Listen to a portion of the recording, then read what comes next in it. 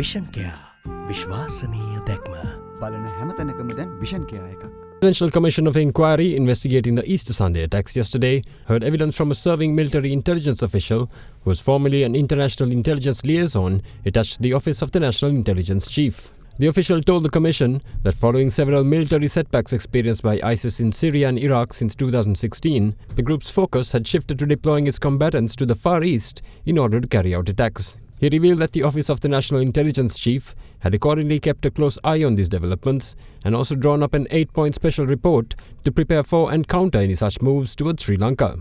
The witness added that in 2016, the report had been shared with the then Chief of National Intelligence, Cicero Mendis, Defence Secretary at the time Karunasena Hettiarachchi, and the Minister of Law and Order Sagala Ratnayaka. The Commission was told that through the report, the Minister of Law and Order had been made aware of the threat of attacks being carried out by combatants who had been trained abroad and returned to the country. The witness noted that although a copy of the report had also been shared with the then State Minister of Defence Ruwan Wijewardena and Minister Sagala Ratnayaka, no action had been initiated by the government at the time. Meanwhile, retired Major General Kapila Hendavitarana, who served as the country's first national intelligence chief following the establishment of the position in 2006, testified before the Commission this morning. Major General Hendavitarana told the Commission that one of the primary responsibilities of the State Intelligence Chief, upon receiving prior warnings of any attacks, would be to brief and discuss the information with the National Intelligence Chief. In addition, the witness stated that while the chief responsibility for matters of national security lies with the President, the Defence Secretary too bears accountability for such matters. The Commission then inquired from the witness as to who bears responsibility for National Security Council meetings not being held.